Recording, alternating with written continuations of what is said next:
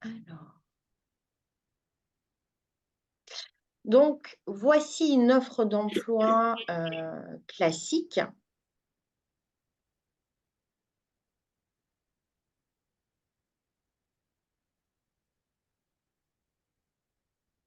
Je vais décaler un petit peu. Voilà. Donc, voici une offre d'emploi classique qu'on peut retrouver sur le site de France Travail. Donc, pour quel emploi est-ce cette offre d'emploi? Pour quel emploi?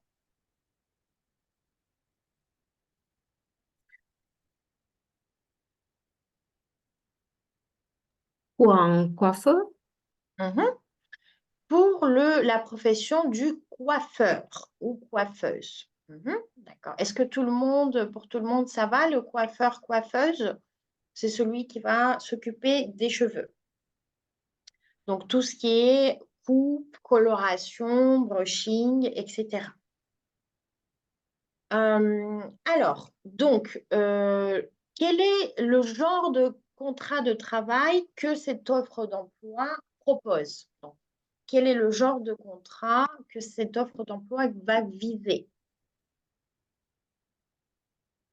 Donc, la dernière fois, nous avons vu des contrats de travail. Donc, il y a le CDI, le contrat à durée indéterminée. Ça veut dire qu'il n'y a pas de durée limite au contrat. Donc, il y a un début du contrat, mais il n'y a pas de fin, il n'y a pas de date de fin au contrat.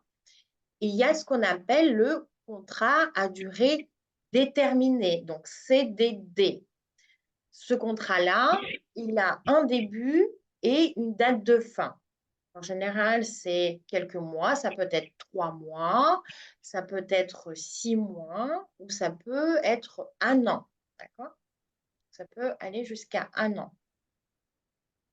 Donc, est-ce que vous avez trouvé quel est le genre de contrat? C'est le CDI, non? CDI. CDI, CDI, oui. tout à fait. Donc, là, on voit que cette offre d'emploi propose le contrat à durée indéterminée. Très bien, donc CDI. Est-ce que c'est un temps complet? Donc, est-ce que c'est un temps plein qu'on appelle le temps complet en France, le temps plein? Ou est-ce que c'est le temps partiel ou mi-temps? Pour quel volume horaire est-ce que quel est le volume d'horaire par semaine que ce contrat de travail propose? Et 35 heures, et ça, c'est normal pour euh, temps, temps plein. Oui, tout à fait. Ouais. Donc, c'est l'équivalent du temps plein. Ce qu'on appelle le temps plein, c'est l'équivalent de 35 heures en France. Tout à fait. Euh, et le salaire brut, donc là, on voit, est-ce que vous faites la différence entre salaire brut et salaire net? Salaire brut et l'argent que l'employeur nous donne, mais salaire net est le montant que tu reçois, euh, recevoir, recevoir, moi, l'impôt. Alors, le salaire net, c'est le salaire moins les charges Oui. du salarié et de l'employeur. Parce qu'attention, euh, il y a des choses qui sont prélevées du côté du salarié aussi, hein. Il y a toujours des Ok, charges du côté de l'employeur ok, et des charges du côté du salarié, hein. ok. Donc, pour tout ce qui est son assurance chômage, notamment on cotise pour notre assurance chômage, et pour la retraite. D'accord? Mhm, mhm. Il y a toujours une partie employeur et une partie salarié sur le salaire brut. D'accord? Et le salaire net, c'est effectivement le salaire qu'on reçoit, donc, que l'employeur va recevoir, tout à fait. C'est le salaire moins les charges. Donc, quel est le salaire brut, donc avec les charges, qu'ils peuvent proposer pour l'emploi de coiffeur dans cette annonce? C'est 1400, 1700, 1700. Tout à fait. Donc, 1700 euros brut. Je pense que c'est une annonce assez ancienne parce que Oui. euh, normalement, le salaire a un peu augmenté. Mm. Donc, il faut voir de combien est le SMIC maintenant, mais j'ai l'impression que ça tourne autour de 1400 net, quelque chose de ce genre-là. Hein. Mm. 300 et quelques ou 1400 net. OK. Donc, le SMIC, c'est le salaire minimum d'insertion. On appelle le salaire minimum d'insertion en France. Il y a un salaire minimum au-delà duquel l'employeur ne peut pas aller. Hein. C'est-à-dire qu'il y a toujours un salaire minimum en France pour un temps plein, ce qu'on appelle le SMIC. Le SMIC, c'est le salaire minimal. Mm. Est-ce qu'il y a un salaire minimal dans votre pays, là d'où vous venez? Est-ce qu'il y a un salaire qui est bloqué, minimum? Aux États-Unis, il y a un salaire par heure, euh, mais c'est différent dans chaque État. D'accord. Donc, Ah oui. euh, dans- en Californie, c'est peut-être 15 euros par heure, mais en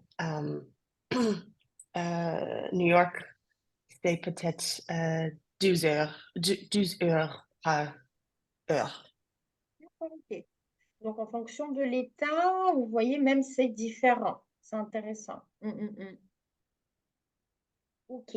Stéphania, est-ce que il y a un salaire minimum chez toi? Non, en Italie, nous ne l'avons pas.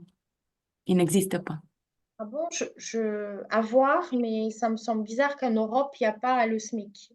Enfin, en Italie, il doit y avoir quand même. Parce que tu ne peux pas être payé 2 euros de l'heure.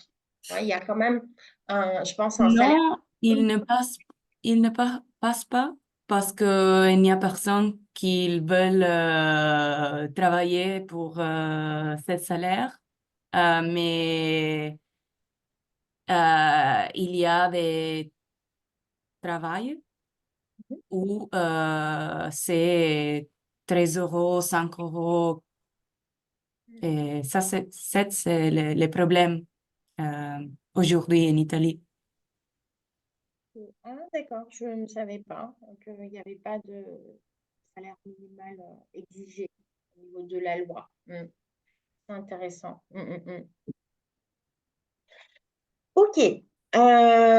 Donc, euh, on va corriger du coup d'où vient cette offre. Donc, elle vient du site France Travail. Le métier demandé est coiffeur. Quel est le diplôme? Est-ce que vous avez repéré le diplôme qui est demandé dans cette offre?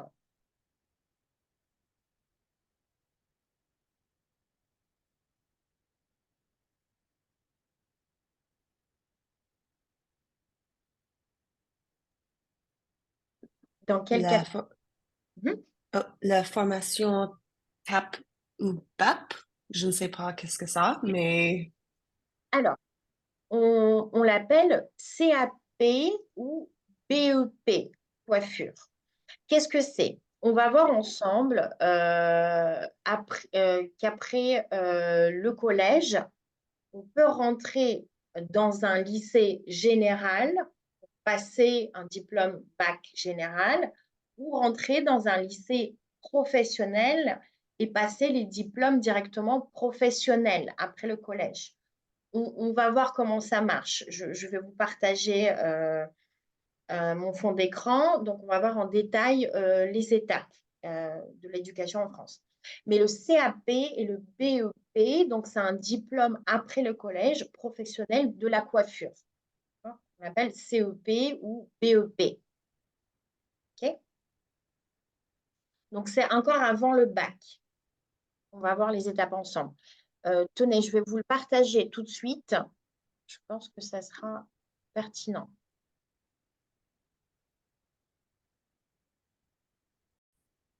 Alors, je vous partage mon écran pour qu'on voit ensemble les étapes éducatives en France.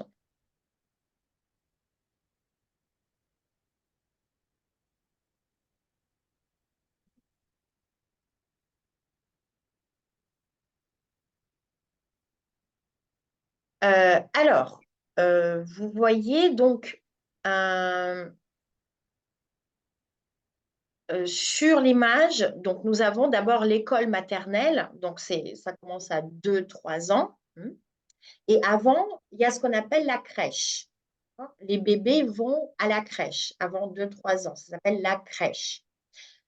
Ensuite, donc, au sein de l'école maternelle, nous avons une petite section. Donc, c'est le premier cycle. C'est jusqu'à 3-4 ans. Ensuite, nous avons moyenne section. C'est jusqu'à 5 ans. 5-6 ans. D'accord? Et ensuite, donc, il y a la grande section. Tout ça, c'est l'école maternelle. Petite, moyenne et grande section. Donc, en général, on rentre à l'école élémentaire à 6 ans. D'accord? 5-6 ans, c'est c'est le début de l'école élémentaire. Nous avons du coup la grande section d'abord. Ensuite, nous avons une classe préparatoire, ce qu'on appelle CP, une classe préparatoire. Ensuite, nous avons le CE1, CE2, CM1 et CM2. D'accord? Donc, de 6 à 11 ans, c'est l'école élémentaire, ce qu'on appelle l'école élémentaire.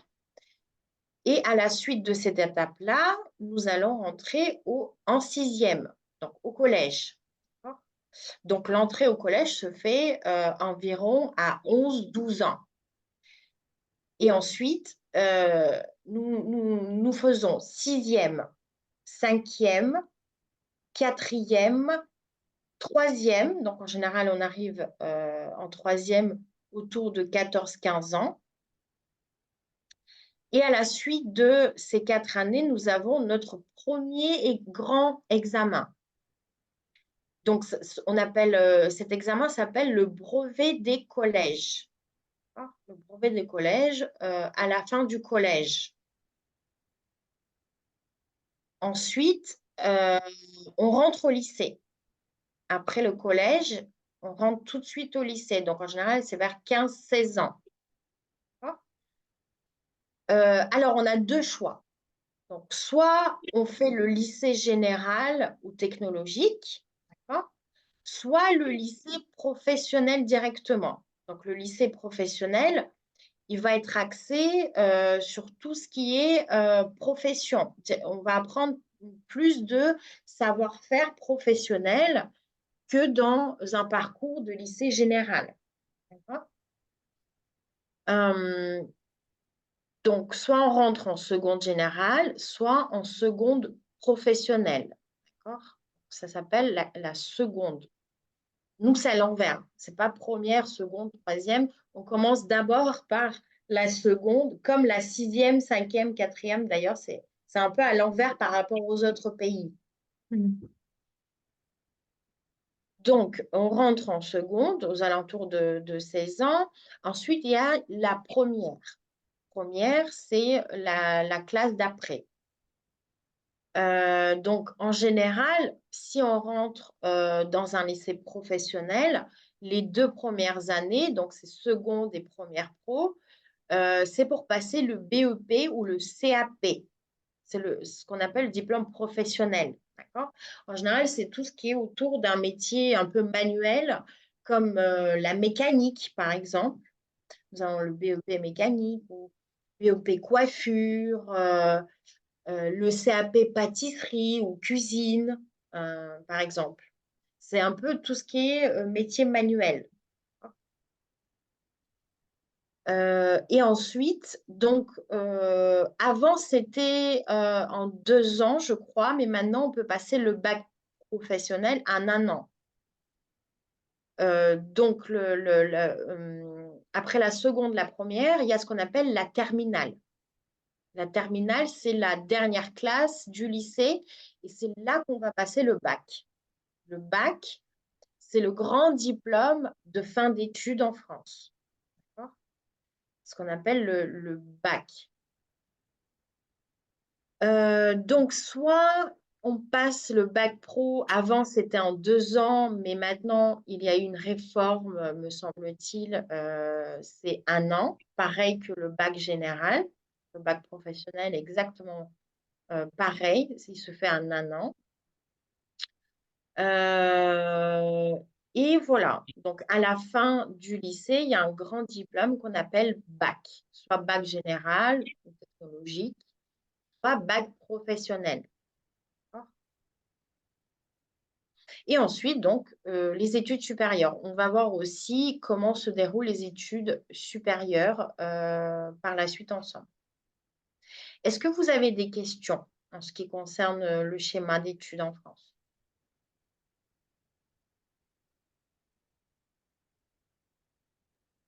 Oui, les prépas qu'il y a après l'université, c'est entre le euh, enseignement secondaire et le supérieur. Les prépas, alors c'est considéré comme de l'enseignement supérieur déjà. Je vais vous Ah, partager un schéma pour répondre à la question. Alors,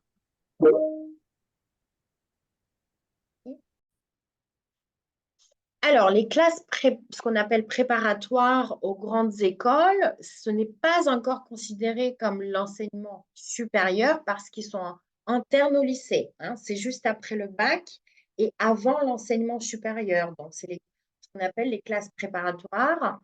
Donc, ça peut être, en général, c'est 2 ans de préparation aux grandes écoles de l'enseignement supérieur. Donc, maintenant, je vais vous partager le système éducatif de l'enseignement supérieur en France. Alors, donc, sur le schéma, après le bac, nous avons plusieurs options. La première est ce qu'on appelle le brevet de technicien supérieur, donc BTS. Donc, c'est une école de l'enseignement supérieur en 2 ans. En général, c'est l'enseignement privé, le BTS. Donc, c'est une école en 2 ans et à la suite de ces 2 ans, nous avons un diplôme de brevet de technicien supérieur. Ça, c'est première possibilité. La deuxième possibilité, donc, c'est les grandes écoles, hein, comme les écoles d'ingénieurs, par exemple, de commerce, etc. Et on peut s'y préparer en intégrant, donc, comme on disait, les classes préparatoires, en général, qui durent 2 ans avant. Donc, c'est des écoles sur 5 ans. Il y a aussi ce qu'on appelle le DUT, donc je ne sais plus, c'est le diplôme universitaire technique, également en 2 ans. Donc, c'est l'équivalent du BTS, mais dans le public, en fait, à l'université. D'accord? Donc, ce diplôme est l'équivalent du BTS, mais à l'université, sur 2 ans, DUT. Il y a aussi ce qu'on appelle licence. Donc, la licence, c'est en général sur 3 ans après le bac. D'accord? Donc là, ça se passe à la fac, à l'université. Après la licence, il est possible d'intégrer un master. Le master, c'est pareil, c'est à la fac. Et le master se fait sur 2 ans. Après la licence, 3 ans de licence et 2 ans de master. En général, les études en France, pour avoir un diplôme qui permet de travailler dans un métier, par exemple le psychologue, pour être psychologue en France, il faut un master de psychologie. D'accord? Donc, après la licence, il est possible d'intégrer le master sur 2 ans pour être psychologue, on a besoin d'un master, par exemple. Donc, il y a de nombreux métiers où on peut exercer qu'avec un master. Et après le master, donc, on peut préparer une thèse. Donc, on peut viser un doctorat qui se fait sur 3 ans avec la soutenance d'une thèse de recherche. Il y a aussi des études plus longues. Ça, c'est ce qui concerne en général les médecins, hein, les études de santé, donc les médecines spécialisées. Le médecin généraliste, c'est 9 ans d'études. Le médecin généraliste, c'est celui qui ne va pas être spécialisé dans un domaine, mais qui va s'y connaître largement dans toutes les pathologies, mais pas de façon ciblée. Donc, c'est celui qu'on va voir quand on est malade. En général, on va chez le médecin généraliste, d'accord, qui nous prescrivent des médicaments, d'accord. Par contre, le médecin spécialiste, hein, le médecin, par exemple, ORL, tout ce qui concerne la gorge, les yeux, le nez, par exemple, ou le médecin dentiste, donc les dents, médecin dentiste, c'est 11 ans d'études. C'est énorme. Voilà. Est-ce que vous avez des questions concernant ce schéma? Est-ce que nécessaire pour les cours préparation avant l'université? Euh, C'est non, on peut y accéder avec le diplôme de bac. Par contre, selon les spécialités dans lesquelles on cherche à rentrer à la fac, il est conseillé d'avoir un diplôme spécifique. Par exemple, pour intégrer les études de philosophie à la fac, par exemple, il est conseillé d'avoir un bac philosophie. Vous voyez? Mhm. Voilà. Mais ce n'est pas obligatoire. C'est-à-dire que tout le monde peut s'inscrire à la fac. Ce n'est pas obligatoire de faire une classe préparatoire ou d'avoir un diplôme spécifique pour rentrer dans telle ou telle spécialité, dans telle ou telle licence. Mais c'est fortement conseillé quand même, que ça soit en lien, que notre bac qu'on a passé au lycée soit en lien avec les études qu'on va faire à la fac.